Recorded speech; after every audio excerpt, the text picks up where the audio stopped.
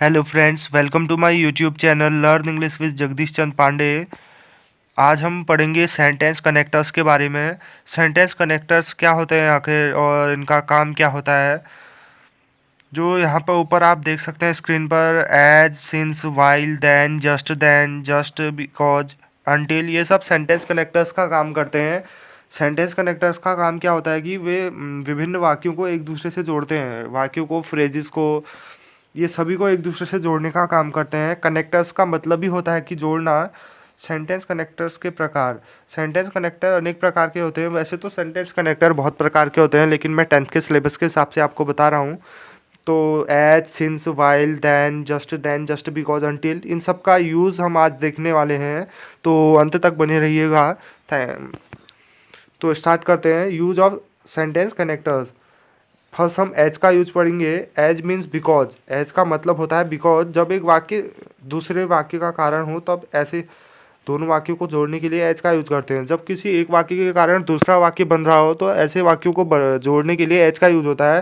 जैसे आप देख सकते हैं, पहला, it is raining, I am not going out. बारिश हो रही है इसलिए मैं बाहर नहीं जा रहा हूँ। तो ये एक दूसरे से जुड़े हैं। बाहर इसलिए नहीं जा रहा है वो क्योंकि बारिश हो रही है। तो इस तरह के सेंटेंसेस को बोलने के लिए एज का यूज किया जाता है। I am not going out as it is raining. मैं बाहर नहीं जा रहा हूँ क्योंकि बारिश हो रही है। It is raining. तो ये एक दूसरे को कनेक्ट कर रहा है क्योंकि एक सेंटेंस दूसरे सेंटेंस का कारण है यहाँ पे। He was tired, he sat down to rest. बहुत थका हुआ था इसलिए वह नीचे बैठ गया रेस्ट करने के लिए। क्योंकि वो थका था इसलिए वो बैठ गया। तो एक सेंटेंस दूसरे का कारण है यहाँ पे, तो इसलिए एज का यूज होगा इनको जोड़ने के लिए।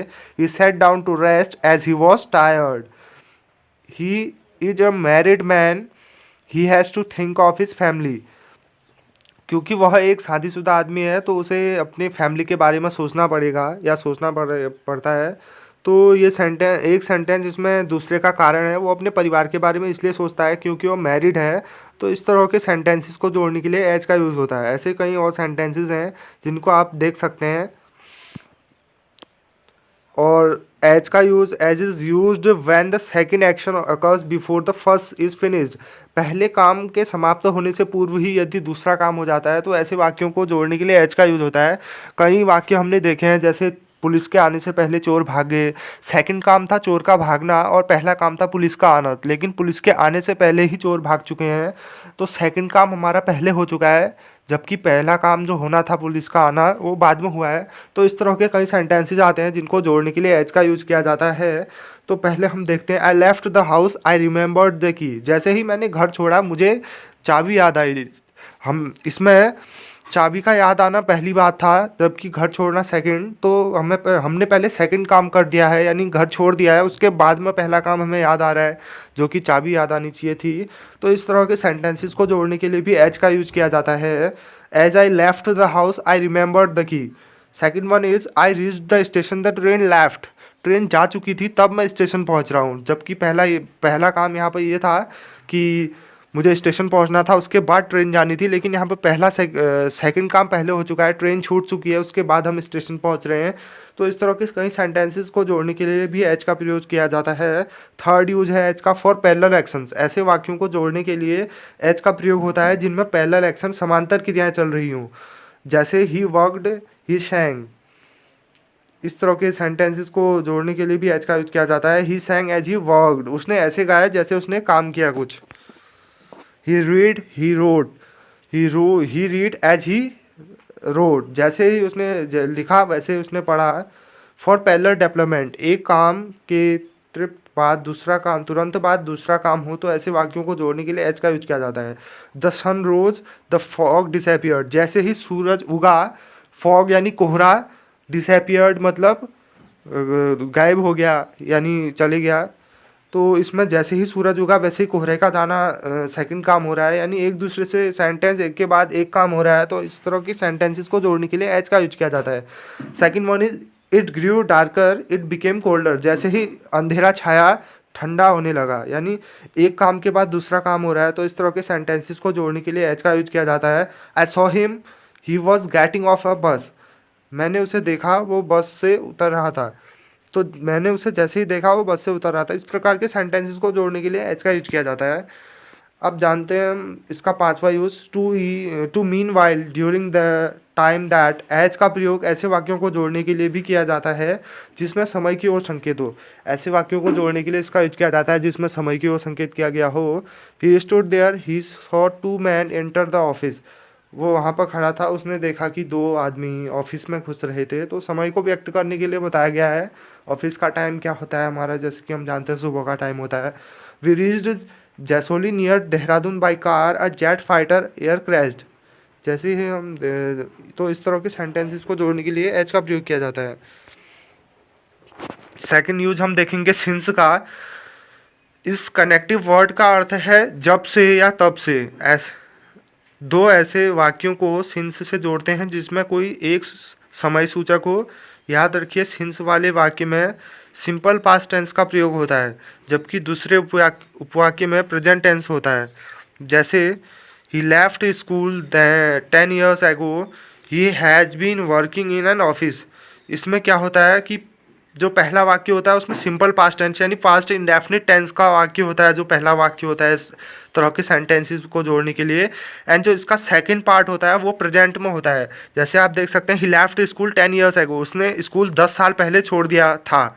यानी पहला वाक्य जो है ये प्रेजेंट में पास्ट में चल रहा है। एंड सेकेंड वाक्य he has been working in an office, वो ऑफिस में काम कर रहा है। ये सेकंड वाक्य जो है ये प्रेजेंट टेंस में चल रहा है।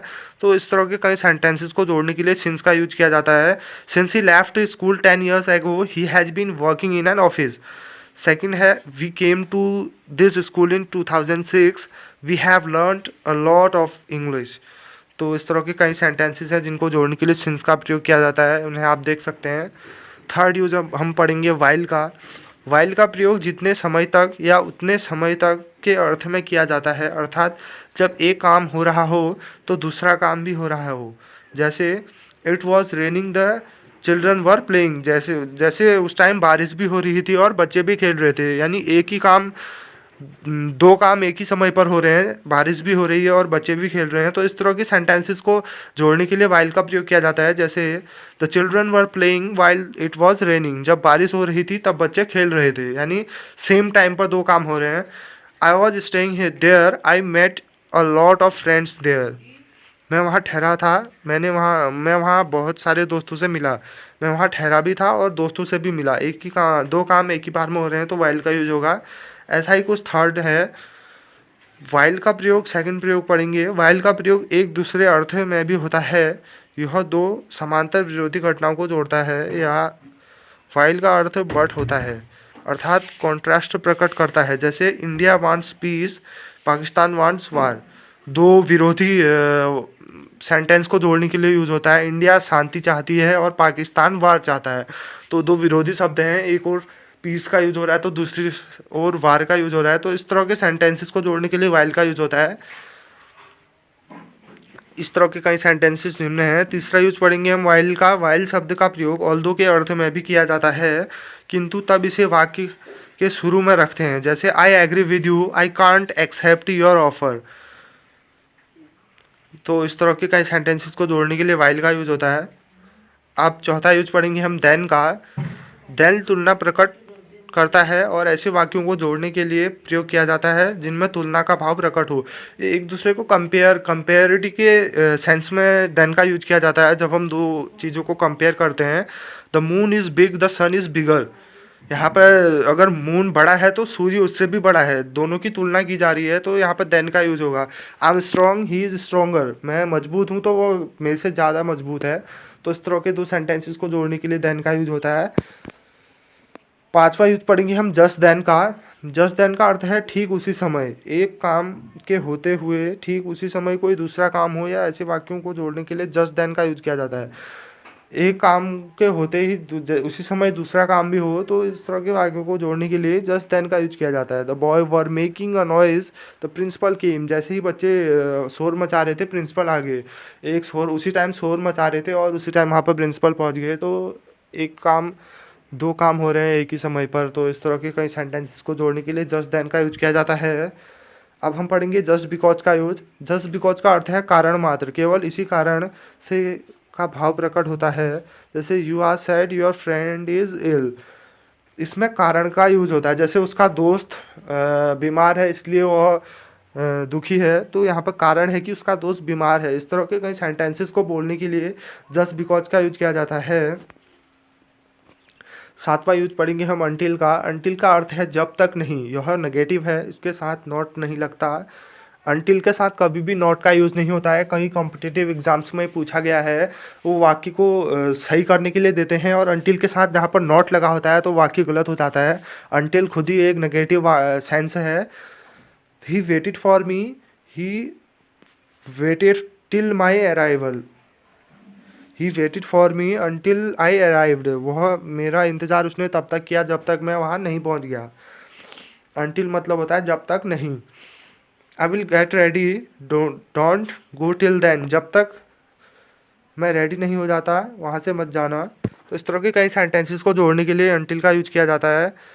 ये हैं कुछ एक्सरसाइज के क्वेश्चंस जिन्हें आपको स्वयं करना है। इनके आंसर नीचे हिंट्स में दिए गए हैं, तो इन्हें करिएगा और समझिएगा कि कनेक्टर्स क्या होते हैं। Thanks for watching. Please do like share and subscribe. अगर वीडियो पसंद आया तो लाइक शेयर एंड सब्सक्राइब ज़रूर करें।